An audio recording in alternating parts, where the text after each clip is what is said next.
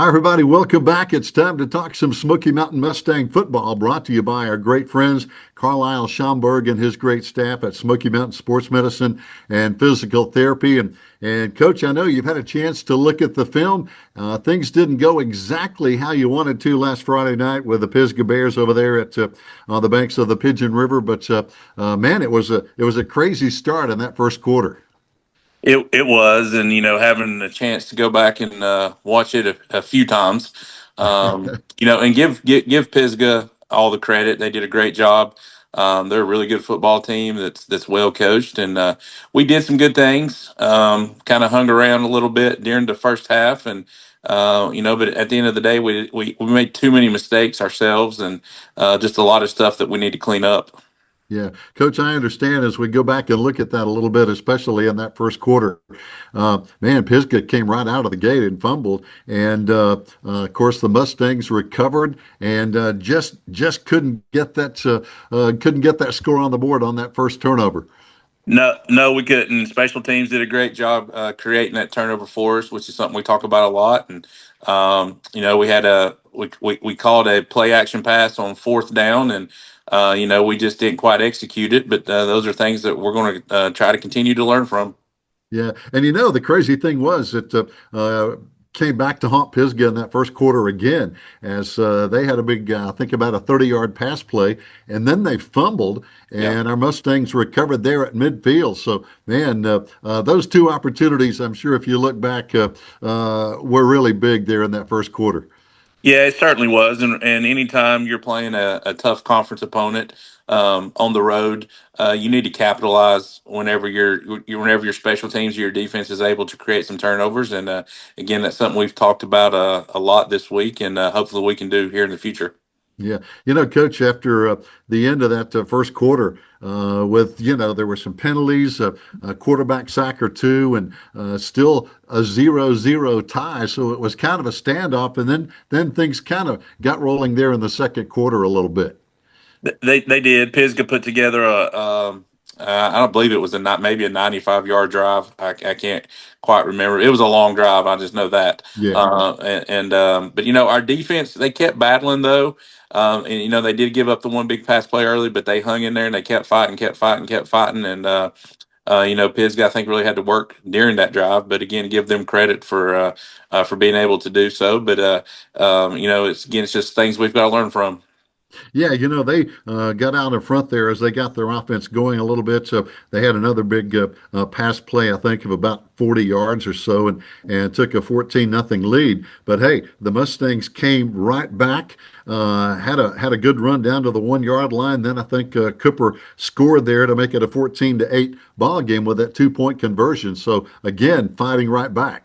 Yeah, again, I think it says a lot about the type of kids that we have. They're not going to lay down, and they're going to continue to fight and give their best effort. And that's something that I told them that I was proud of. Certainly, there were a lot of mistakes and a lot of the things that we need to correct ourselves, just from lining up correctly, from some of the false starts. Those are just things that you can't do against a really good team. But our effort was really good, I thought, throughout the game, and that's something that I'm very proud of our kids for. Oh, no doubt. You could tell from both sides of the field it was very physical. Pisgah likes to play physical, just like the Mustangs do. And then Pisgah came right back after a 14-8 halftime ball game. Still a heck of a ball game. We fumbled there. Kind of to get things underway in the third quarter, and then Pope ran it in for a touchdown and a 2 point conversion, 22-8 lead, but still a lot of time left in that game. Yeah, it was, and we cut it to 14-8. We got the ball coming out of the half, and we felt really good about where we were. But we told our guys we needed to put together a really good drive, and after the opening kickoff, and we just weren't able to do that again. I think we had a fumble snap, which Yeah. I think it was might have been first down, and we just that put us at or second and 15, I believe. And those are just the things we just cannot do. And you couple that with some false start penalties, and that just really puts you behind the sticks. And we're a team that's not built for that. We try to get it to second manageable, third and manageable, then we feel really good. And I feel like we struggled with that, especially in the second half. Yeah, Coach, you mentioned a key word in that ball game, and both teams, I think, had problems with penalties. It seemed like penalties just popped up at the worst times for both teams, and I know there in that fourth quarter when the Mustangs were trying to come back and make it a close ball game, those penalties just kept popping up and really stopped a lot of drives, didn't they?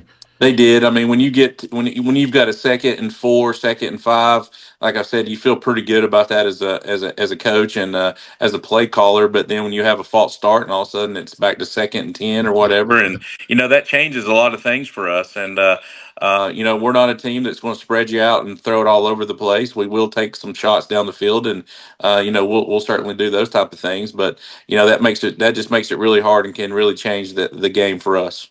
It does. And of course, to wind things up, Riley Smith, I think, scored from on a short touchdown run to wind up the ball game there. So, but again, as you mentioned, and we've talked about this for the first couple of weeks of the program. Man, these Mustangs just don't stop, even though they're down late in that fourth quarter. They just kept battling and put another score up. They did, and like I said, I felt like our effort was really good all night. I thought our kids played really hard, like I said, against a very, very good football team, and that's something that we talk about. That is our expectation, no matter who we're playing. We expect ourselves or expect our guys to play very hard and always give us their best effort, and that's just one of the many reasons why I love coaching this team and I love this group. There's a lot of young guys out there this year. We didn't start a single senior on offense the other night, Wow. along with several sophomores playing. So it's a fun group to be around, and these guys will continue to work and get better. Yeah, and you're right. That's the thing about a lot of sophomores and underclassmen in that lineup, Coach. They do learn on the job training, if you will. So they're going to get better week by week, aren't they? They are, and we feel like this year we've taken some guys and we're kind of throwing them to the fire a little bit, and in these type of ball games against these caliber of teams. But we think in the long run that's going to make us better and certainly make feel like we're going to be pretty good down the road. Yeah, Coach, coming out of the game, were there any serious injuries? I know that's where Carlisle comes in down at Smoky Mountain Sports Medicine and Physical Therapy. Anything that's going to be a problem coming up this week? No, we had certainly we were banged up and had all that fun stuff. Which you're going to have that though this time of the year, especially when you get into conference play. But our guys do a pretty good job of taking advantage of the treatment they can get, and fortunate for us, we have no serious injuries. Hey, that's a good thing. And Coach, as you mentioned, week two, if you will, of the conference, and this conference is just man, it's a battle every week. And this week, the Mustangs on the road over at East Henderson and Flat Rock, and talking about the Eagles.